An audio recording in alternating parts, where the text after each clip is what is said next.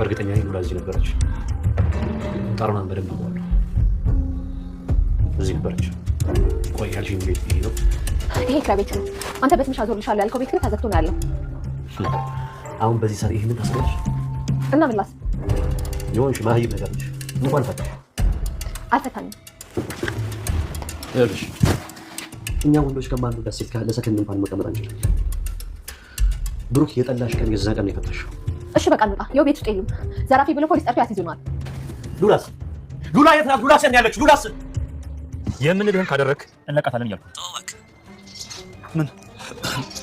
ስማኝ ዝና እባክህን የምንልህን ካደረክ ናና ሚስትን መውሰድ ትችላለህ። ቆይ ውሰድ የምትለኝ ሚስቴን የግዢና ማረጋችኋት እንዴ? ቃላት ስንጠቃ አሁን ለኛ አይበጅም። እኛ የምንፈልገው ማለት ለኛ እንድታዘን ብቻ ነው። ካንተ ደግሞ የምንፈልገው እኛ ይሄን ብቻ ነው። ሌላ ምንም አንፈልግም። ይሄን ብቻ። ከሚስቴ ውጭ ምን ልትፈልጉ ኖሯል? ምንድነው ድርድር ምናምን? ምንም ድርድር አያስፈልግም። ባላችሁበት እመጣለሁ። ይሄማ ለእኔ ውርደት ነው። ያው በኃይል ወስዳታለሁ የምትለው ነገር ማሳካት አትችልም እና ወይስ ዛሬ ሚስት ካንተ ጋር እንድታድር አልፈልግም። እንግዲያውስ ማለት እግዱን ታነሳና ቅድስት እንድታስፈታ ታድርግ። ከዛ በኋላ ሚስትን መውሰድ ትችላለህ። ወደ አንተ ትመጣላለች። እመጣለሁ እያልኩ ነው። ይኸውልህ ሞኝ አትሁን። ከተማ ሙሉ በአንድ እግር ብታቆም ራሱ እኛን አታገኝም። ያለህ አማራጭ ይሄ ብቻ ነው። ይሄ ደግሞ አንተን አይጎዳም። ማለት ማዘዝ ብቻ ነው ካንተ የሚጠበቀው። ከዛ በኋላ ሚስትን እንለቃታለን ማለት ነው።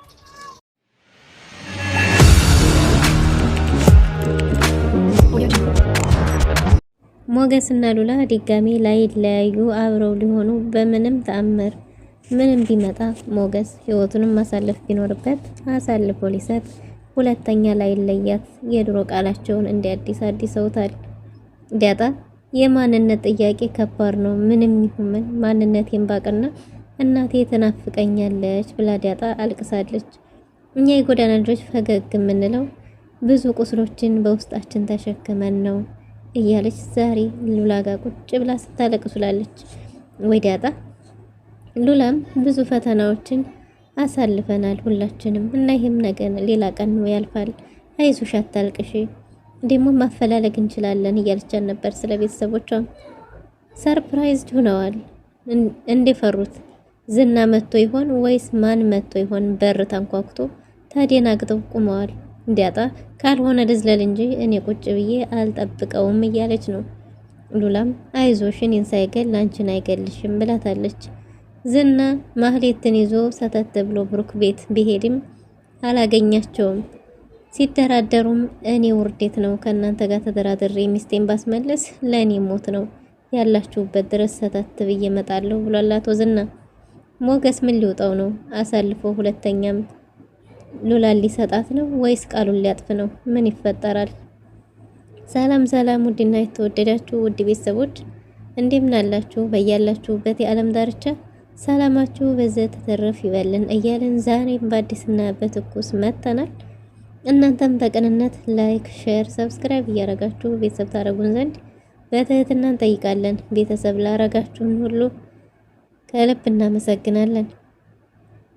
ምሳሌ ተከታታይ ድራማ በባለፈው ክፍል እንዴት ተመለከትነው? ሞገስ አንድ ሀሳብ አለኝ ብሎ ነበር። ይህም ምንድነው? ሉላን ወደ እነሱ ጋር አምጥተው ለዝና እንዲያገቷት አድርገው ደውለው አናግረውት ማህሌትን ክሱን እንድታነሳ እንዲደረግና በዛ ላይ የግቢትና የመኪናውን እገዳ እንድታነሳለት ለማድረግ ይሄ ነው። ከዚህ የተሻለ ሌላ ሀሳብ የለንም ብለው ነበር። እናም ሀሳባቸው ተሳክቶም ሉላ ሩጣ ዝናን አመልጣው እና ሞገስ በመኪና ይዘው ጠፍተዋል። ደውሎም የማስፈራሪያ ናዲያ አብዝቶለታል።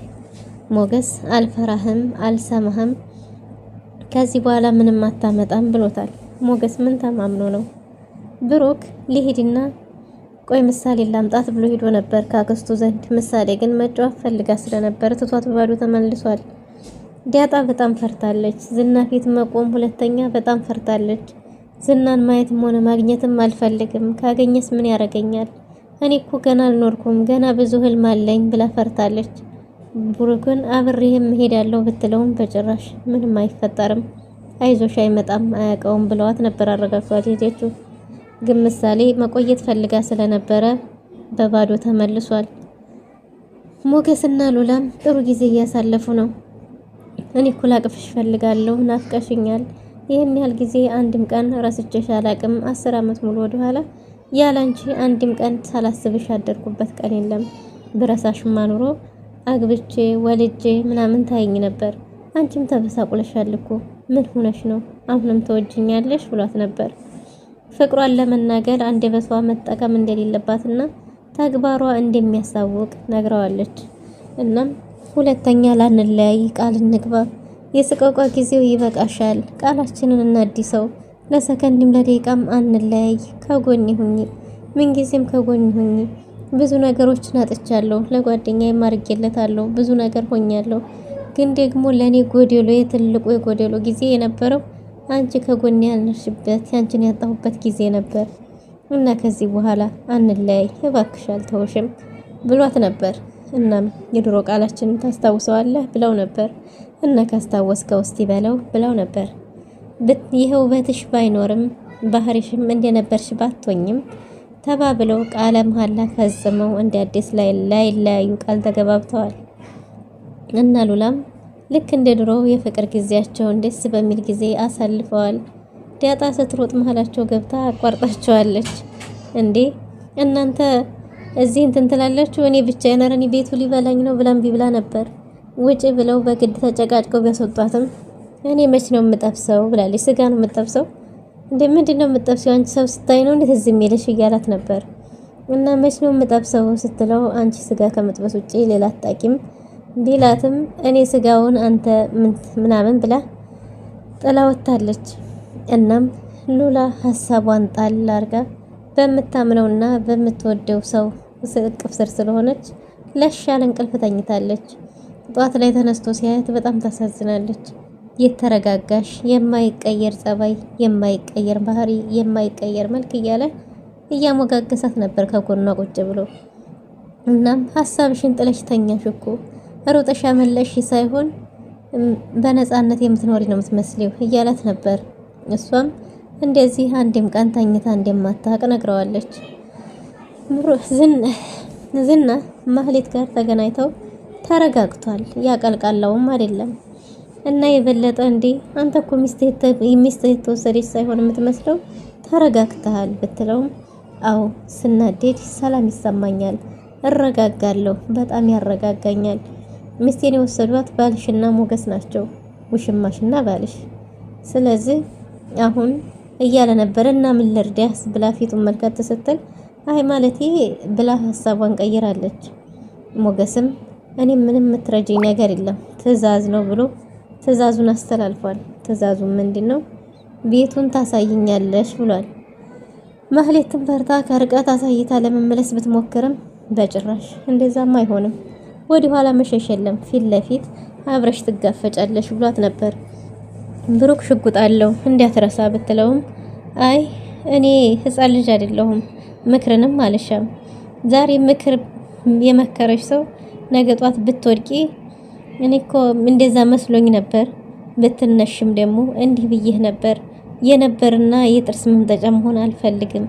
ስለዚህ ዛሬ የደረስኩትም ስኬታማ የሆንኩትም በራሴ ነፍሴ ባዘዘኝ ስለምሰራ ነው፣ በራሴ እንጂ በሰው ስለማልመከር ነው። ስለዚህ ምክር አያስሻኝም ብሏታል።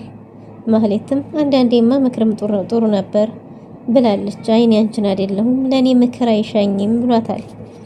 እናም እንግዲህ ዝና ወደ ቤት ተያይዘው ለመሄድ ተነስተዋል። እናም ወደ እነ ብሩክ ቤት አምርተዋል። ብሩክና ሞገስ ከዚህ ቤት መውጣት እንዳለባቸውና ዝና እንኳን ቢመጣ መጥፎ ነገር እንዳይፈጠር መሸሽ እንዳለባቸው ተናግረዋል።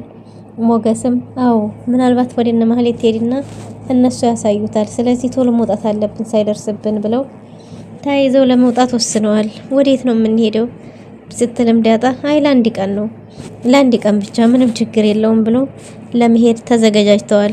ሉላንም ሞገስ እዚህ ምናልባት ዝና ቢመጣ እንሂድ፣ ሌላ ራቅ ያለ ቦታ መሸሽ አለብን ብለው ተነስተው ሄደዋል።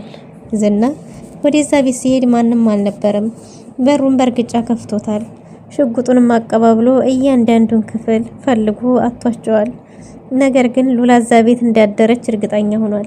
እኔ ጠረኗን አውቀዋለሁ፣ ሉላ እዚህ ቤት ነበረች፣ እዚህ ቤት አድራለች ሉላ እያለ ነው በእርግጠኝነት። እናም ዝና ልክ የራሱ ቤት ይመስላል። ተረጋግቶ ቁጭ ብሏል። እንድንሄድ እንጂ ፖሊስ ጠርቶ ቢያስይዙንስ ብትልም የት ነው የሚሄደው? ሚስቴን ትቼ የትም አልሄድም ብሎ ሽጉጡን ወደ እሷ ሲያቀባብልባት ማህሌት በጣም ፈርታለች። ዝናም ጭራሽም ተረጋግቶ ቁጭ ብሏል። በስተመጨረሻም እንግዲህ ብሩክ እንደውል ብሏል። ብሩክ ሞገስን በቃ አሁን እንደውልና እንንገረው ዛሬ ቤት ሄደው ነበር። ቤት ሄደው የሰፈር ሰዎች ደንቦች ጠርተው ነው ያስወጣቸው ብሎታል። እሱም አይታወቅ አይደል ምን አዲስ ነገር አለው? ሴትዮዋ እኮ ማህሌት ናት እያለ ነበር። አረ ማህሌት የማህሌት በዛ እያለ ነበር ሞገስ። በቃ አሁን እንደውለትና እንዴት ነው የምናደርገው ቢባልም ሉላን አሳልፎ መስጠት እንደማይፈልግ እያወራ ነው። እናም ብሩክም እኛን አምና ቅድስትና ምሳሌ ሳትታከም ቅድስትስ አሁን እንዴት ነው የሚሆነው? ቢያንስ አንተዋት እንጂ በአሁን እንዴት ነው የምንሆነው ብሎ ብሩክ ሲቆጣበት ሞገስ እሺ በቃ ልደውልለት ብሎ ደውሎለታል። ደውሎ ሲያናግረው የገባህበት ብትገባ አታመልጠኝም፣ ሚስቴን ቤቷ ሸኛት ብሎት ነበር። እሱ ግን እንደማይሸኛትና ከዚህ በኋላ ምንም እንደማያመጣ ነግሮታል። የማላገኝህ መስሎ ከሆነ ተሳስታል፣ ያለህበት ድረስ እመጣልሃለሁ። ሚስቴን ቤቷ ብትልካት ይሻላል፣ አንተ ጋር ላደረችበት ዋጋ ትከፍላለህ ብሎታል። ሞገስም የራሱን አብሮ አደጉን ከእጁ ፈልቅቆ የወሰዳት እንጂ የማንንም እንዳልወሰደ ቢናገርም በጭራሽ ግን እሱን እየሰማ አይደለም። ዝናም መፎከሩን ቀጥሏል። እና ሞገስ አሳልፎ ለብሩክ ቢሰጠውም ብሩክም ሚስትህን ማግኘት ከፈለግ ለማህሌት ትዕዛዝ መስጠት ብቻ ነው ብሎታል። እንዴ እየተደራደርከኝ ነው ቢለውም እንደፈለግ ድርድር አይደለም፣ ግን ደግሞ ካንተ የሚጠበቀው ማህሌትን ማዘዝ ብቻ ነው። ከቅድስት ላይ ክሱን እንድታነሳና የፍርድ ቤት እገዳውን እንድታነሳ ሀሳቧ እንድትቀይር ማድረግ አንተ ማዘዝ ብቻ ነው የሚጠበቅበት። ሌላ ምን የምታደርገው ነገር የለም። ከዛ በኋላ ሚስትህ ቤት ድረስ ትመጣልሃለች፣ ሚስትህን መተህ መውሰድ ትችላለህ ብሎታል። ይሄ የኔንም ክብሬንም ማንነቴንም የሚመጥን ስላልሆነ በጭራሽ ላረገው አልችልም፣ ለዝናዬም ጥሩ አይደለም ብሏል ዝና። ብሩክ እንግዲህ አሳሰብን ከቀየርክ መልሰህ ደውል፣ ካልሆነ ግን ፈልገህ ስታጣን መልሰህ ደውል፣ ልታገኘን አትችልም ብሎታል። ዳጣና ሉላም አንድ ላይ ቁጭ ብለው ሉላ ምን ያስደስትሻል ብላ ጠይቃት ነበር። እና በህይወትሽ ምን አሳልፈሻል ስትላት ዳጣ የውስጧን የአንጀቷን እያለቀሰችም ቁርቁር አድርጋ ነግራታለች። ከምንም በላይ የማንነት ጥያቄ የቤተሰቦቿን አለማወቋ ተጥላ መገኘቷ እናቴ ምን ቢገጥማት ምን ብትሆን እንዴት ጣለቻት? መቼም ሳይቸግራት እናቴ ልጥለኝ አትችልም እና አስረግዞ ጥሏት ሄዶ ይሆን? ምን ተፈጥሮ ይሆን? እናቴን ባገኘት ሁሉ ራሱ ደስ ይለኝ ነበር ብላለች። እናም በሳቅ የተደበቁ ብዙ መጥፎ ወይም ሀዘኖች አሉ እና የማንነት ጥያቄ ከባድ ነው ብላ ዳጣ በጣም አልቅሳለች። ሉላም አይዞሽ ብላ አጽናንታታለች። ሞገስ እንደሚወዳትና እንደሚያፈቅራት ነግራታለች። ስለ ሉላም ቆንጅና ዘርዘር አርጋ ስዕል እኮ ነው የምትመስለው፣ አንቺ እኮ በጣም ቆንጆ ነሽ ብላ ነግራታለች። እናም እንግዲህ ምን አሰብሽ አሁን እንዴት ነው ሆነው ብትልም ከሞገስ ጋር እንደማይለያዩና ሞገስ ቃል እንደገባላት ነግራት ነበር። አይ በአሁን እንኳን የሚሆን አይመስለኝም፣ ምናልባት ለወደፊቱ እንደሆነ እንጂ ብላለች። እንግዲህ እነሱ እያወሩ ሳለ የሆዳቸውን እያወቁ ዳጣ እየሳቀችም እያለቀሰችም በስተመጨረሻ የተፈጠረው ምንድን ነው እንግዲህ በሩ ተንኳኩቷል። በሩ ሲቋቋም ዳጣም ዝና መጣ ብላ ዳጣም እኔ በመስኮት ዘላለሁ እንጂ ፊት ለፊት አልጋፈጥም እያለች ነው።